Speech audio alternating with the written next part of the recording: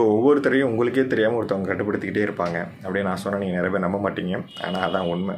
ஒன்றும் இல்லை, சினிமாவை எடுத்துக்கிங்களேன். சினிமாவையும் காலைல 5 மணிக்கே போய் பார்க்குறோம். பல்லு கூட விளக்கியிருக்க மாட்டோம், போய் நின்று பார்ப்போம். அதேமாரி அவங்க நம்ம வேலை வெட்டி எல்லாம் விட்டுட்டு படிப்பெல்லாம் விட்டுட்டு போய் சினிமாவில் போய் கூட்டமாக போய் நிற்போம். தேட்டர் வாசலில் போய் நிற்போம். தேட்டரில் அவ்வளோ கூட்டம் இருக்கும், நெரிசல் இருக்கும், குழந்தைங்களையும் தூக்கிட்டு சில பேர் நிற்கிறாங்க. இன்னும் பார்த்தீங்கன்னா அவங்க ஒரு இசை வெளியீட்டு விழா நடத்துவாங்க.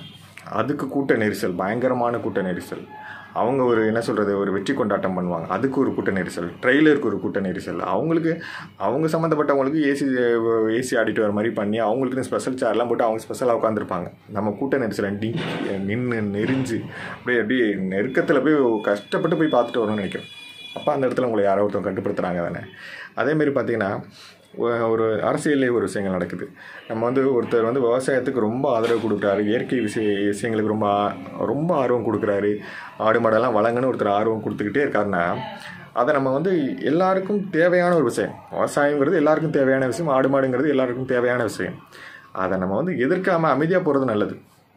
ஆனால் நிறைய பேர் என்ன சொல்லுவாங்க, நம்மளை ஆடு மாடு மேய்க்க சொல்கிறாங்க, நம்மளை விவசாயம் பண்ண சொல்கிறான் அப்படின்னு சொல்லி திட்டுறாங்க. பார்த்தீங்களா, அந்த இடத்துலையும் உங்களை வேறு யாரோ ஒருத்தவங்க ரொம்ப கட்டுப்படுத்துகிறாங்கிறதான் உண்மை.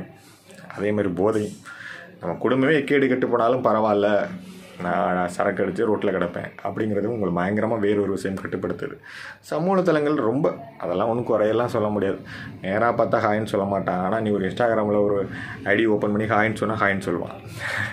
அட்ரஸை நேராக பார்க்கும்போது அட்ரஸ் என்னப்பா நல்லா பழகிறீங்களே அப்படின்னு சொல்லி நம்ம அட்ரஸ் கேட்டால் சொல்ல மாட்டான். ஆனால் அந்த சமூக தளங்களில் ஒரு இன்ஸ்டாகிராம் ஒரு ஐடி ஒன்று ஓப்பன் பண்ணி உன் அட்ரஸ் என்ன சொன்னால் நீட்டாக அட்ரஸ், பின்கோடு, மேப் எல்லாத்தையும் அனுப்பிட்டு போயிடுவான். அதான் நடக்குது. அது நம்ம இன்டர்நெட் நம்மளை ஒரு இதுவும் இது சரி, நம்மளை இது சரி, சமூக தளங்களில் பழகிறவங்கலாம் சரியான ஆள் அப்படிங்கிற மாதிரி நம்மளை மனசெல்லாம் ஆள் மனசில் பதிய வைக்கிது. ஒன்றும் இல்லை, இப்போ ஒருத்தர் நம்மளை ஒரு மாதிரி விரித்து பார்க்குறான், என்னடா நம்ம ஒரு மாதிரி பார்க்குறான், ஆபாசமாக பார்க்குற மாதிரி தெரியுது அப்படின்னு சொல்லி நிறையா பொண்ணுங்க ஒதுங்கி போகிறவங்க இருக்காங்க. சில பேர் எடுத்து பேசுவாங்க, ஒதுங்கி போகிறவங்க இருக்காங்க.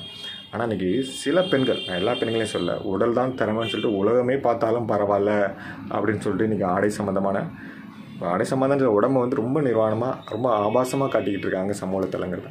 அது என்ன மாதிரியான மனநிலை? அது அந்த மனநிலையை யோசிக்கவே முடியலை. அதேமாதிரி பசங்களும் அப்படித்தான். சரக்கு அடிச்சுட்டு அப்பாவுக்கு தெரிஞ்சப்போ கஷ்டம், அது தெரிஞ்சு இது தெரிஞ்சால் கஷ்டம்னு சொல்லிகிட்டு இருந்த ஒரு விஷயம் மாறி இன்றைக்கி சரக்கு அடிச்சுட்டு அதை சமூக தளங்கள் எத்தனை பேர் பார்த்தாலும் பரவாயில்ல, இன்றைக்கி சிகரெட் அடிச்சுட்டு எத்தனை பேர் பார்த்தாலும் பரவாயில்ல அப்படின்னு வீடியோ போட்டுக்கிட்டே இருக்கா.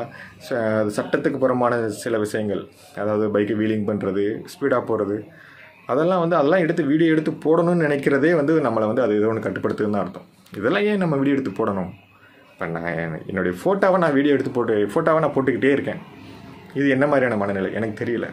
அப்போ உங்களை ஏதோ ஒன்று கட்டுப்படுத்திட்டு தான் இருக்குது. நிறையா பொண்ணுங்க பார்த்தீங்கன்னா 100 ஃபோட்டோ 150 ஃபோட்டோ போட்டுக்கிட்டே இருப்பாங்க. அது என்ன மனநிலையும் எனக்கு தெரியல. அது யார் பார்க்கணும், என்ன பார்க்கணும், எதுக்கு பார்க்கணும்? அப்போ அந்த இடத்துல உங்களை ஏதோ ஒன்று கட்டுப்படுத்திக்கிட்டே தான் இருக்குது அப்படிங்கிறது தான் உண்மை.